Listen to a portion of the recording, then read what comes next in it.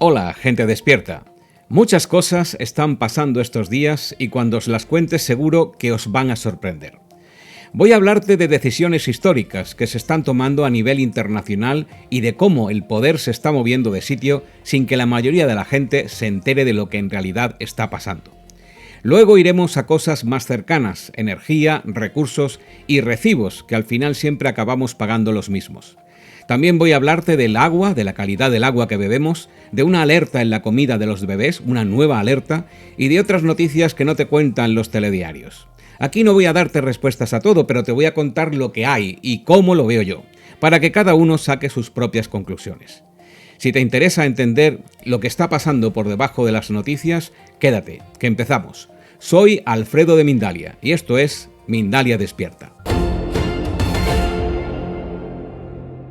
Comenzamos en Estados Unidos, donde el gobierno de Trump ha definido como fracaso monumental a la ONU y ha creado el Consejo de Paz muy recientemente. Un nuevo organismo internacional que se presenta como una alternativa a la ONU, una institución que, todos sabemos, durante décadas ha demostrado su ineficacia y lentitud para frenar guerras y crisis. Para Trump y para millones de personas, la ONU se ha convertido en un foro de discursos y no de soluciones reales. El problema principal es su sistema de vetos, que permite que unos pocos países bloqueen cualquier decisión importante, incluso ante guerras, genocidios o crisis humanitarias evidentes. En la práctica, esto ha dejado a la ONU totalmente paralizada. Con la creación de este Consejo de Paz, cambia algo muy concreto. No todos los países van a tener el mismo peso y el poder dependerá del dinero que cada país aporte y de las alianzas que tenga. Las decisiones se concentrarán en muy pocos y la llamada paz comenzará a decidirse en foros mucho más cerrados. Dicho más claro, habrá menos voces y más control. El interés de Estados Unidos con la creación de este consejo es decidir con menos frenos, premiar a sus aliados y ser quien marque el rumbo cuando haya conflictos. Tras la firma, numerosos países aliados de Estados Unidos han aceptado formar parte del Consejo como miembros fundadores, mientras que otros gobiernos, especialmente en Europa, han rechazado sumarse o mantienen serias reservas alertando del riesgo de crear un sistema donde decidan solo unos pocos. El resultado es un mundo que empieza a dividirse. Por un lado, los países que entran en este nuevo marco y por otro, los que permanecen en la ONU o quedarán fuera del reparto de poder. Los países pueden unirse inicialmente por un periodo de 3 años sin compromiso financiero adicional, pero para ser miembro permanente deberán aportar cada uno de los países $1.000 millones como contribución significativa. Así que si pagas obtienes estatus permanente y si no, tu asiento se renueva cada 3 años. El poder del dinero. El organismo estaría presidido por Donald Trump como chairman de por vida, con amplios poderes sobre las decisiones y el rumbo estructural. Dicho más claro, no todos los países tendrían la misma voz y el dinero y la alineación política serían la clave. Esto abre una grieta importante porque si unos países se mueven a este nuevo consejo y otros se quedan fuera, el mundo dejará de tener un espacio común para resolver conflictos y pasa a dividirse en más bloques. La pregunta clave es si este nuevo sistema será más justo para la gente o simplemente más cómodo para quienes mandan. Cambiar una institución fallida como la ONU por otra más pequeña, más cerrada y con acceso limitado no garantiza mejoras para la población y puede significar simplemente un cambio de manos en el poder global. De esta primera gran decisión pasamos a otra que va en la misma dirección pero en el terreno de la salud global. Porque el gobierno también de Estados Unidos ha confirmado su salida oficial de la Organización Mundial de la Salud, la OMS. La decisión ha sido explicada por el secretario de Salud Robert F. Kennedy Jr. y supone el fin de la financiación estadounidense y la retirada de su personal del organismo, de la OMS. Estados Unidos era uno de los principales financiadores y uno de los países con mayor peso dentro de la Organización Mundial de la Salud. El mensaje oficial gira en torno a recuperar soberanía en materia de salud pública, limitar la influencia de organismos internacionales no electos y romper con un modelo que, según el propio gobierno de Estados Unidos, dejó consecuencias graves durante la gestión de la pandemia, especialmente en residencias de mayores, pequeños negocios y familias.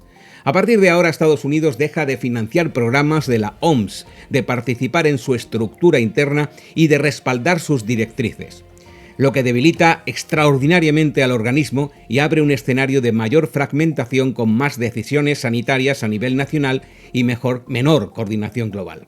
La salida de Estados Unidos de la OMS no es un hecho aislado, se suma a una revisión más amplia del papel de los organismos internacionales, su legitimidad y su capacidad real para responder a crisis que afectan directamente a la población. Y de los organismos internacionales pasamos ahora a un caso concreto, donde este cambio de reglas empieza a verse sobre el mapa mismo, porque la bandera de Estados Unidos aparece ya en distintos puntos de Groenlandia y Dinamarca reconoce negociaciones avanzadas con Washington.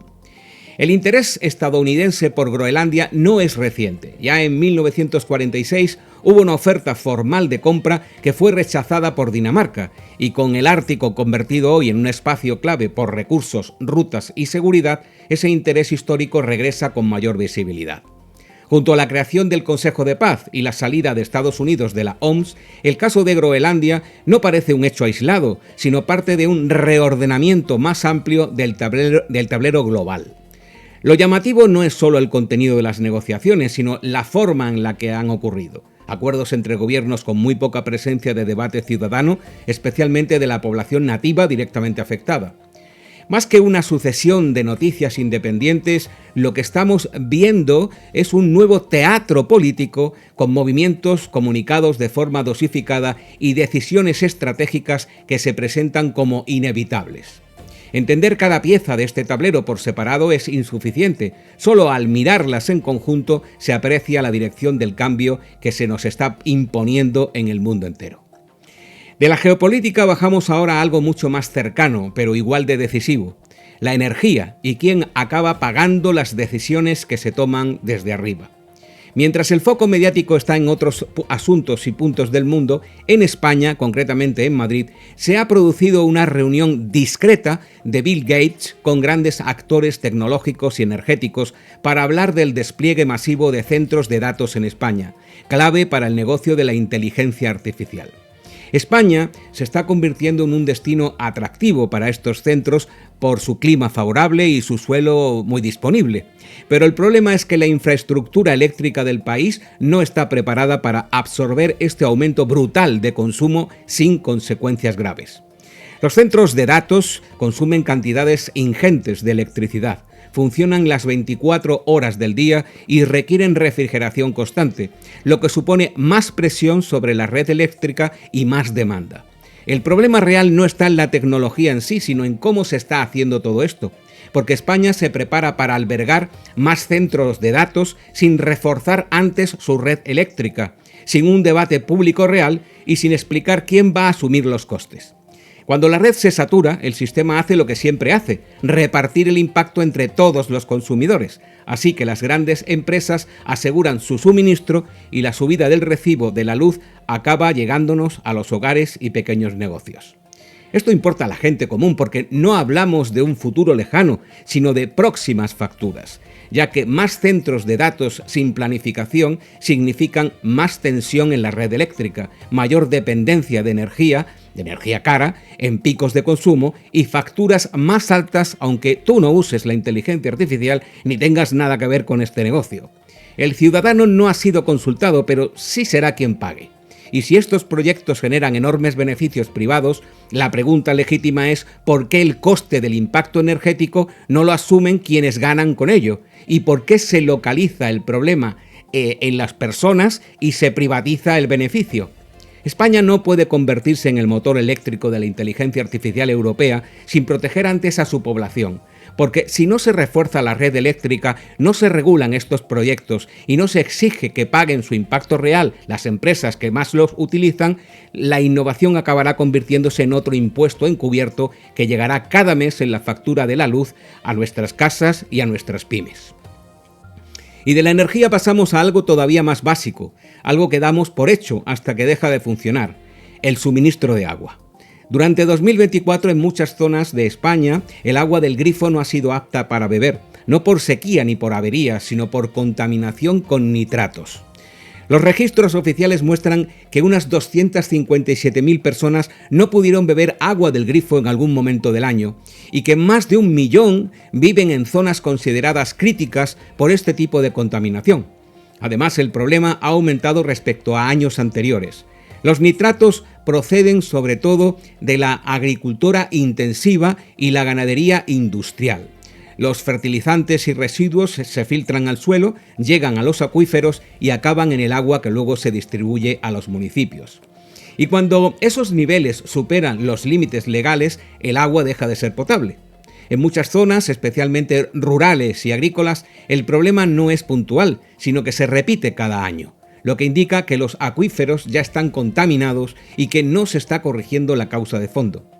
El suministro sigue llegando a las casas, pero con avisos de no consumir el agua. Es decir, el agua sale del grifo, pero no se puede beber. Y esto afecta de forma muy concreta porque las familias tienen que comprar agua embotellada, el gasto mensual sube, se generan más residuos y todo esto ocurre mientras se sigue pagando el recibo del agua. Estos datos no hablan solo de agua, sino de cómo se gestionan los recursos básicos, de qué actividades se priorizan y de qué consecuencias se asumen como normales. Porque la contaminación por nitratos es el resultado de decisiones acumuladas durante años. Y mientras tanto, la solución práctica recae casi siempre en los mismos, los vecinos, que se adaptan, pagan más y buscan nuevas alternativas. Después del agua, el foco pasa a la alimentación en nuestras noticias y especialmente a lo que afecta a los más pequeños. Porque también en España las autoridades sanitarias han activado una alerta por la presencia de toxinas en algunos lotes de leche infantil de la marca Damira. Una alerta ante sustancias que no deberían estar en un alimento destinado a bebés. Más allá del caso concreto, esto se suma a un gran debate, a un debate mucho más amplio a nivel internacional, ya que las grandes compañías han reconocido que colorantes y aditivos artificiales utilizados durante décadas en sus productos no son tan inocuos como se afirmaba pese a haber sido presentados durante años como seguros. Durante mucho tiempo, el discurso ha sido que los productos cumplían la normativa, pero hoy muchos de esos compuestos se reformulan, se retiran o se etiquetan con advertencias. Y la pregunta que empieza a plantearse no es solo qué contienen ahora los alimentos infantiles, sino por qué se ha permitido antes el uso continuado de sustancias que hoy se reconocen como problemáticas. En este contexto, el cambio del rumbo en la política sanitaria de Estados Unidos introduce una presión adicional sobre los organismos reguladores y sobre la industria alimentaria. El caso de la leche infantil abre un debate de fondo sobre qué criterios se han utilizado históricamente para autorizar productos destinados a la infancia y hasta qué punto el interés económico ha pesado mucho más que la prudencia. Os sigo hablando de salud, porque en este ámbito es donde muchas explicaciones empiezan a llegar cuando ya no se pueden deshacer. No se pueden deshacer estas decisiones. El exdirector de los Centros para el Control y la Prevención de Enfermedades de Estados Unidos, Robert Redfield, ha hecho unas declaraciones que reabren un debate que durante años ha sido prácticamente imposible tener en público, al afirmar que la vacuna contra la COVID no se diseñó para prevenir la transmisión, que probablemente fue un error llamarla vacuna en el sentido clásico y que nunca debió imponerse como obligatoria, explicando que su función se parecía más a la de un medicamento que a la de una vacuna tradicional que cortaba el contagio. Estas palabras no vienen de un crítico externo ni de un movimiento alternativo, sino de alguien que estuvo al frente del principal organismo sanitario de Estados Unidos durante esa crisis. Durante la pandemia, se transmitió a la población un mensaje muy sencillo y muy contundente: que la vacuna evitaba el contagio, que protegía a los demás y que por eso debía imponerse. Y ese mensaje sirvió para justificar mandatos obligatorios, restricciones de derechos, despidos, exclusión social y una presión enorme sobre millones de personas. Hoy, años después, se reconoce que ese mensaje no era del todo cierto, lo que no cambia el pasado, pero sí cambia la forma de leerlo.